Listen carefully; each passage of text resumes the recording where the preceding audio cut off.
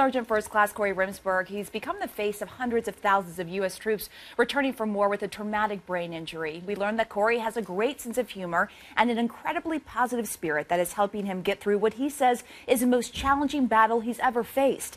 And he celebrated his 31st birthday yesterday in a way that will likely surprise you.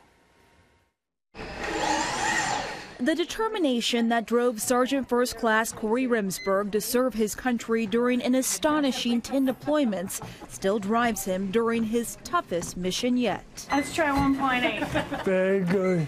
This is how he spends up to 6 hours a day, every day, practicing what were once simple tasks.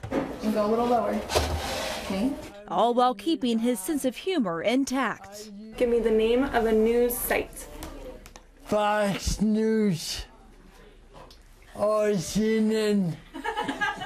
Oops. What goals have you reached that you're most proud of? Standing on my own. Think of it like a little kid. He falls a lot. I'm the same way. Cory is here tonight. Remsburg became the most recognizable vet in the country at last month's State of the Union address, where he was honored by the Commander-in-Chief, hailed as an American hero, receiving a nearly 2-minute standing ovation. What's it like to be admired by so many people? That's a little awkward, but it's good to know that the face of the Wounded Warriors brought together a divided Congress. His journey to that moment began at 18 when Remsburg joined the U.S. Army, eventually becoming a member of the elite Army Rangers. An experienced skydiver, he participated in a reenactment of D-Day in June of 2009, meeting President Obama afterwards. And we joked around and took pictures, and I told him to stay in touch.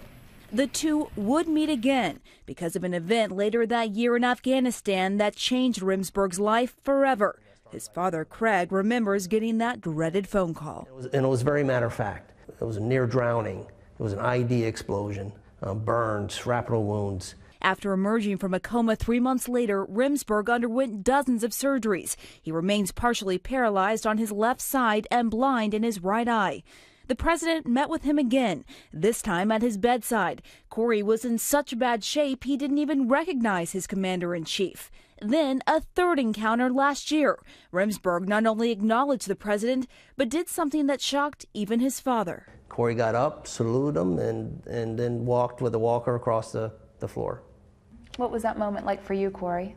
Rewarding. This is what happens when you don't quit. Sergeant First Class Cory Remsburg never gives up, and he does not quit.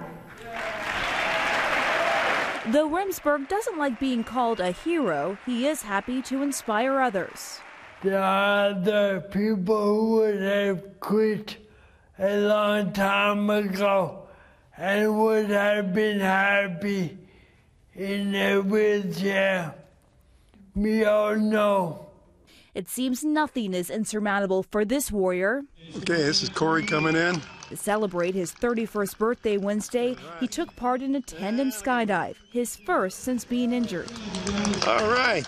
He acknowledges reaching new heights like this is only possible with the help of his supportive family, a band of charitable organizations, and an army of doctors and nurses at rehab facilities like Casa Colina, where he lived for 16 months. Nice job.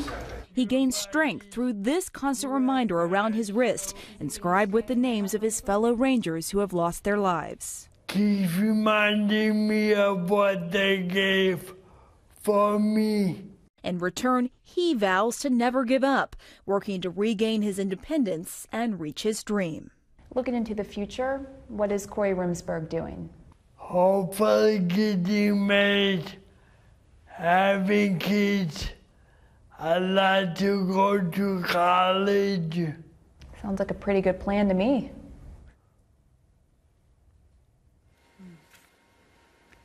And Remsburg says his ultimate physical goal is to be able to run. I have no doubt he'll accomplish that.